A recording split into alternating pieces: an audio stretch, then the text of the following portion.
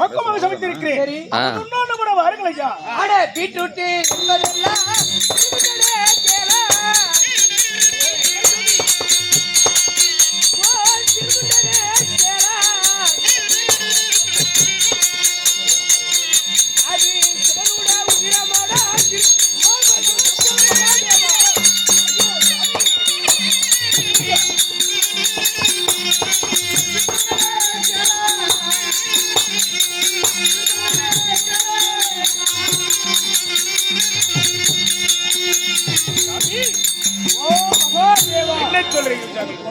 Beetroot சமைத்து வைத்திருக்கிறேன் என்கிறாய்.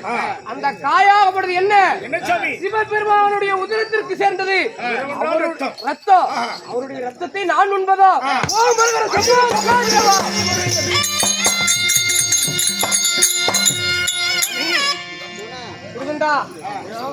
இருக்க இருக்க எனக்கு பசிகள் அதிகமாகிக் கொண்டிருக்கிறது. அடி பொழுதாகிறது. ஆமா, ஒரு அன்னமடத்தை வந்து உண்டால் போதும், சாப்பிட்டால் போதும். செய்த தவமலமெல்லாம் ஏமாகணும். ஆனால் வராவிட்டால் செய்த தவமலமெல்லாம் வீணாக போய்விடுமே சாமி. அதனால் நீங்க வருந்தா ஒரு வந்தாவணும் சாமி. அப்படியா? சரி, நான் 32 வகையான காய்கறிகள் எல்லாம் சமைத்து விட்டேன். அதெல்லாம் சிவனுடைய உறுப்புகள் ஆகிவிட்டதா? ஆமா சாமி செய்வது இருப்பது 32 காய். அது எல்லாமே சிவனுடைய உறுப்பு கொண்டால் எது சாமி செய்வது? நான் உன்னுடைய அன்னமடத்திற்கு அமுதுண்ட வருவதாக இருந்த போதிலோ நான் கேட்டதை நீ சமைப்பாயா? நீங்கள் மனதில் பட்டதை கேட்கிறேன். ஆமா, அது சமைத்து தந்தால் அமது உண்ண வருவீர்களா? ஆமா சாமி, நீங்க என்ன வேண்டும், ஏது வேண்டும், நீங்கள் வந்து அன்னம் சாப்பிட்டாலும் அதுவே போதும். எது வேண்டாலும் கேளுங்கள். கேட்பது ஒரு புறம், நான் கேட்பதை தயங்காமல் கலங்காமல் தருகிறேன் என்ற இடத்தில் சத்தியம் செய்ய நான் வருகிறேன்.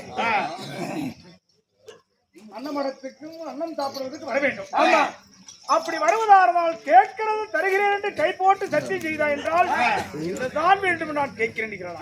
சாமி, எதை கேட்டாலும் தயக்கமலங்காமல் கலங்காமல் பிடிக்க மயங்காமல் பிடிக்க நீங்க கேட்டது தருகிறேன். பிடிக்கும் சக்தி என்ன வேண்டும் தெரியுமா? பசிக்காரி வேண்டுமானா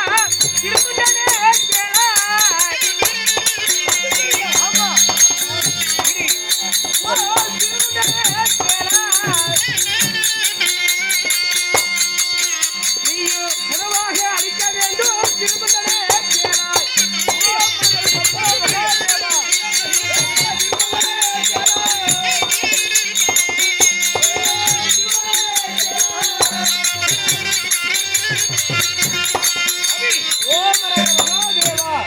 என்ன சாமி?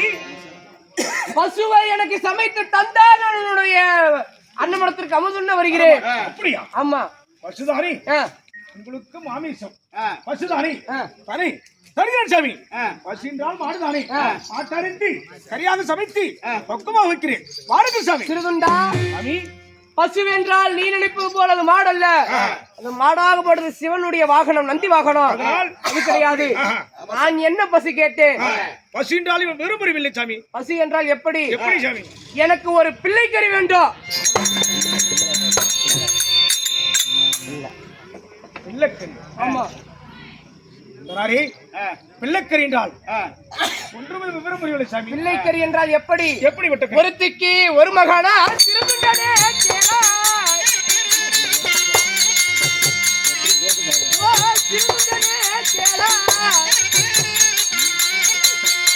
அவன் ஒரு மகனா இருக்க வேண்டும். திருமண்டனே ஆமா,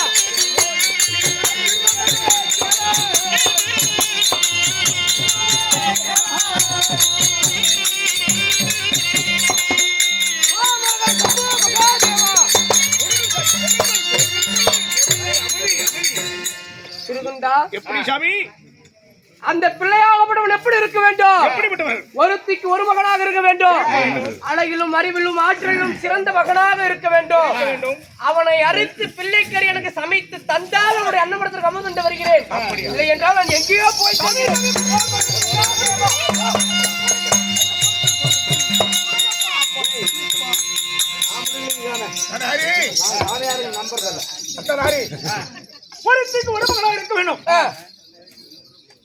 அன்னமனம் வெட்டி சரியாக சமைத்து கொடுத்தால் அன்னமனம் சாப்பிட வருகிறேன். அண்ணன் கொண்டு வருகிறேன் சொல்கிறானா? அப்படியா நான் தருகிறேன். அதுவும் எப்படிப்பட்டவர்களை? அதுவும் எப்படி? அந்த பிள்ளையாகப்பட்டவனை அறுத்து சமைக்கும் பொழுது யாருடைய மனதும் கலங்கக்கூடாது. கண் கலங்காமல் படிக்கி, மனதிலே அச்சமில்லாமல் படிக்கி, மனதில் சஞ்சலம் இல்லாமல் படிக்கிறதுக்கு சமைத்து தந்தால் நான் அதை உணவாக உண்பேன். இல்லை என்றால் அப்பொழுது அந்த இடத்தை விட்டு விடுவேன். நீங்கள் சொல்வது வாஸ்தவம். ஒருத்திக்கு ஒரு மகனா இருக்கணும். அண்ணவரை வெட்டி 5 சிறுவயது குழந்தையை வெட்டி சமைச்சு கொடுத்தால் அமது ஒண்ணு வருகிறேன்னு சொல்லி. ஆனா அவங்க வைத்திருப்பது ஒரு குழந்தை.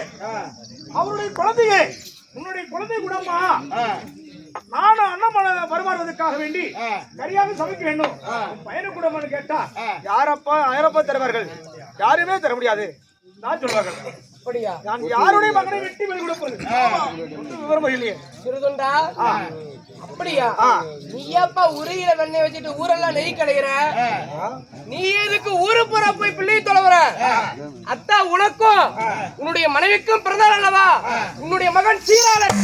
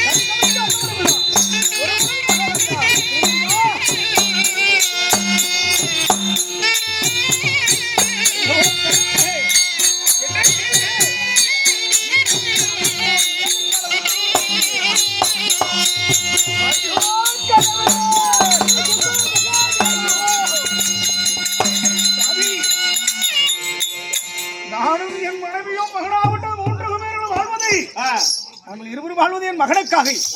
மகனை கரியாக சமைத்து கொடுத்து நான் அண்ணன் வழங்குவதா?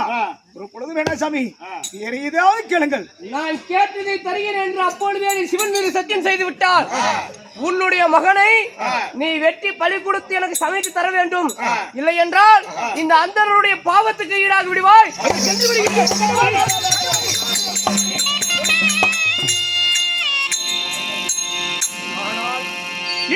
தெய்வம் சிவபெருமான் சிவபெருமான் வேண்டி சிவபெருமான் நினைத்து சிவன் மேல ஆணையாக எதை கேட்டாலும் தைரியனை கை போட்டு சக்தி செய்தார்.